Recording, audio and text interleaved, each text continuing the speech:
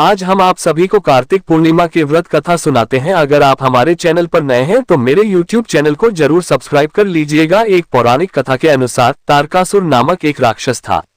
उसके 3 पुत्र थे, तारकाक्ष, कमलाक्ष और विद्युन्माली। तारकासुर बहुत ही बलवान था।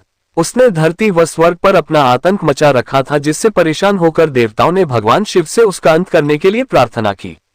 उनकी प्रार्थना सुनकर भगवान शिव ने तारकासुर का वध किया। इससे देवता बड़े प्रसन्न हुए, लेकिन उसके 3 पुत्रों को ये सुनकर बड़ा दुख हुआ और उन्होंने इसका बदला लेने के लिए ब्रह्मा जी की घोर तपस्या की। उनकी तपस्या से प्रसन्न होकर ब्रह्मा जी ने तीनों से वरदान मांगने को कहा। तीनों ने ब्रह्मा जी से अपने अमर होने का वरदान मांगा। ब्रह्मा जी ने अमरता के अलावा कोई दूसरा वरदान मांगने को कहा। इसके बाद उन तीनों ने कुछ देर तक इस पर बहुत विचार किया और फिर ब्रह्मा जी से कहा, आप 3 अलग अलग नगरों का निर्माण करें, जिसमें सभी बैठकर पूरी पृथ्वी और आकाश में घूम सकें। 1000 साल बाद जब हम मिले तो हम तीनों के नगर मिलकर एक हो जाएं। जो देवता तीनों नगरों को एक ही बाण से नष्ट करने की क्षमता रखता हो, वही हमारी मृत्यु का कारण बने। उन सबकी नजर में यह एक असंभव कार्य था। उन्होंने उन्हें वह वरदान ब्रह्मा जी के निर्देशानुसार मयदानव ने उनके लिए 3 नगरों की स्थापना की।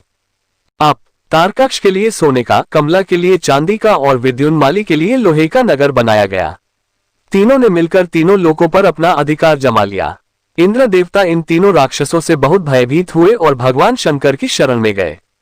इंद्र की बात सुनकर भगवान शिव ने इन दानवों का नाश करने के लिए एक दिव्य रथ का निर्माण किया। इस दिव्य रथ की हर एक चीज देवताओं से बनवाई गई थी। चंद्रमा और सूर्य से पहिए बने। इंद्र, वरुण, यम और कुबेर रथ के 4 घोड़े बने। हिमालय धनुष बने और शेषनाग प्रत्यंचा बने। भगवान शिव खुद बाण बने और बाण की नोक अग्निदेव स्वयं बने।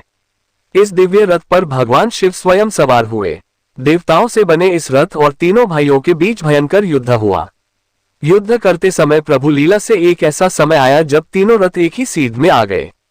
जैसे ही ये तीनों रथ एक सीध में आए, उसी समय भगवान शिव ने अपने बाण छोड़े और तीनों का नाश कर दिया।